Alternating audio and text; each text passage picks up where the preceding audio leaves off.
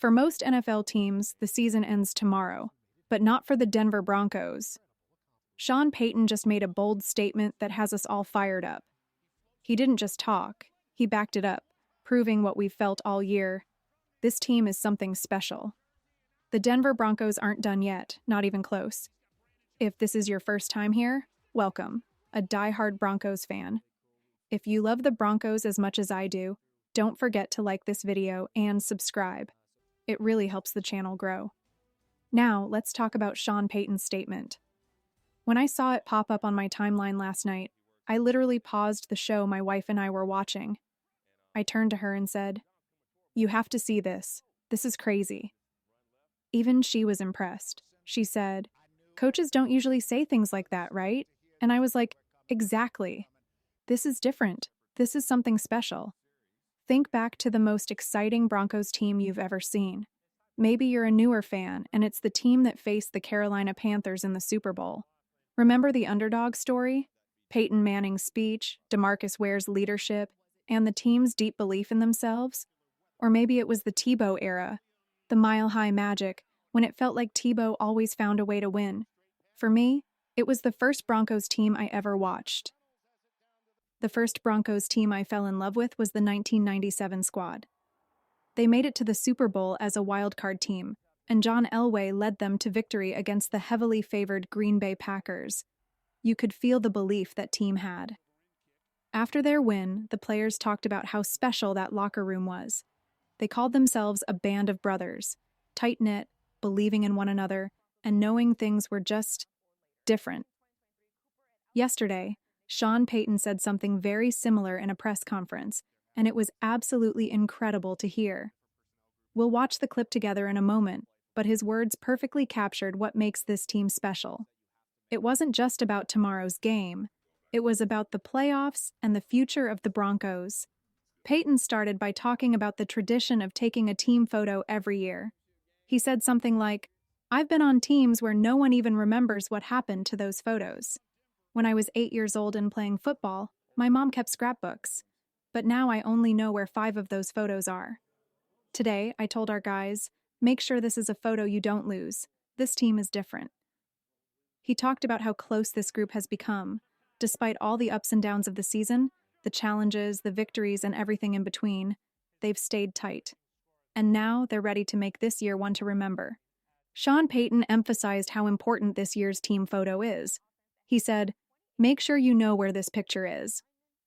After 52 years of being in team photos, he admitted he doesn't know where half of them are. He joked that his mom probably has them tucked away in scrapbooks. But this photo is different. From the start of the season, Payton has been telling us how unique this team is. At first, the national media didn't buy it. Even some local fans weren't convinced. But Sean knew. He saw something special in Denver, and now it's clear for everyone to see. It reminds me of a classic line from The Office when Andy Bernard says, "I wish there was a way to know you're in the good old days before you've left them." Well, guess what? These are the good old days for the Denver Broncos. Think about it. We've got a Defensive Player of the Year candidate, a Rookie of the Year candidate. Courtland Sutton is on track to hit 1,000 receiving yards. We're playing complementary football, winning in every way possible. On the East Coast, the West Coast, as underdogs, and in games we're expected to win. This team is different, and when you hear Sean Payton talk, he's not speaking like a coach worried about losing to backups tomorrow. He's speaking like a coach who believes this team is built to win, now and in the future. You don't make a statement like Sean Payton did if there's even a slight chance you think your team might lose tomorrow. Payton is confident. He knows this team is built to win, and they aren't taking anything for granted. I think the Denver Broncos match up incredibly well against the Kansas City Chiefs, even if the Chiefs were at full strength. But here's the best part. They're far from it. More and more Chiefs players are being rested, and that list keeps growing by the hour. This is a huge opportunity for us. Honestly, I think the Chiefs are underestimating us, and it's a mistake they'll regret. If we handle business tomorrow and then take down the Buffalo Bills next week, we'll make the playoffs, and the Chiefs will wish they'd kept us out. Just think about it. The Chiefs are missing their top offensive and defensive players, along with several backups. Chris Jones and Trent McDuffie, 2 defenders you absolutely don't want to face, won't be in the game. And on offense, No Travis Kelce, no Patrick Mahomes, no starting running back, and no left tackle. That's a massive advantage for us. This is a golden opportunity, and it gives me goosebumps just thinking about it. How wild would it be for the Broncos to pull this off? Sure, it's easy to look at the Chiefs' record and history and feel intimidated, but right now, all the momentum is on our side. People look at the Kansas City Chiefs and think, oh, they're about to win 3 Super Bowls in a row. But let's not forget, we lost to them earlier this season by a blocked field goal at the last second. That proves we can compete with anyone, both tomorrow and in the playoffs. Last year, we beat the Buffalo Bills on the road with a team that wasn't nearly as strong as this one. And here's the thing. We haven't even hit this team's ceiling yet. The potential is incredible, and we're just getting started. It reminds me of other great teams that weren't necessarily the most talented, but had something even more powerful: belief. Take the 2010 Green Bay Packers. That wasn't Aaron Rodgers' most talented team, but they believed in each other and went on to win the Super Bowl. Or how about a 40-year-old Tom Brady leading the Tampa Bay Buccaneers to a championship? That's why I keep coming back to one of my favorite quotes. Culture eats strategy for breakfast.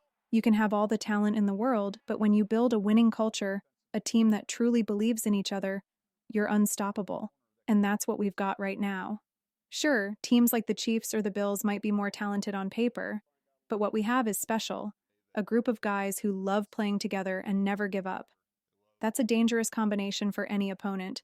So no, I don't expect to lose tomorrow. I expect to win. And I expect us to be more than ready to take on the Bills the following week.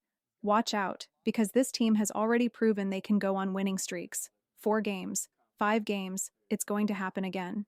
If the Broncos go on another 4-game winning streak, we could be talking about them playing in New Orleans for the Super Bowl. You couldn't dream up a better story than that. One thing I'm excited to see tomorrow is Sean Payton continuing to prove why he's one of the best coaches in the game. For anyone who criticizes him, saying he's too authoritarian or that players don't like him, the evidence says otherwise. Payton has squashed those claims time and time again. Just look at the players and coaches who followed him from New Orleans to Denver. They came because they trust him and they know he's the real deal. He's a player magnet. I even remember an interview with Patrick Surtain where he suddenly lit up like a kid and ran out of the locker room because Sean Payton had just gifted brand new Jordan sneakers to all the defenders. Surtain was thrilled. That's the kind of connection Payton has with his players. What makes him so unique is his ability to balance being a player's coach, an authority figure, and a culture builder.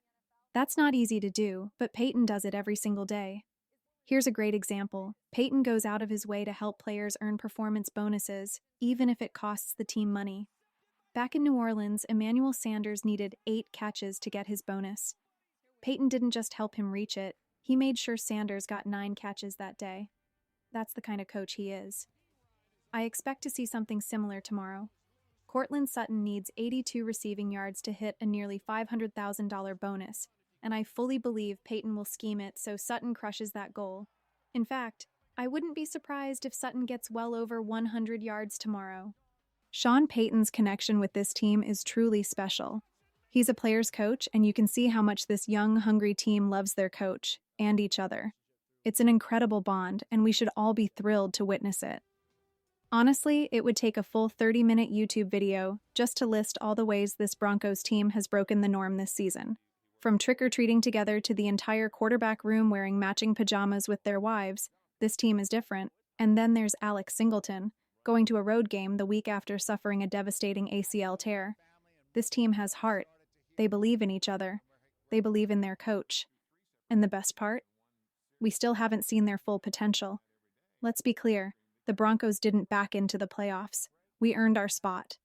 And no team is going to want to face us. If you think otherwise, you're not paying attention. For me, this Broncos team is something special.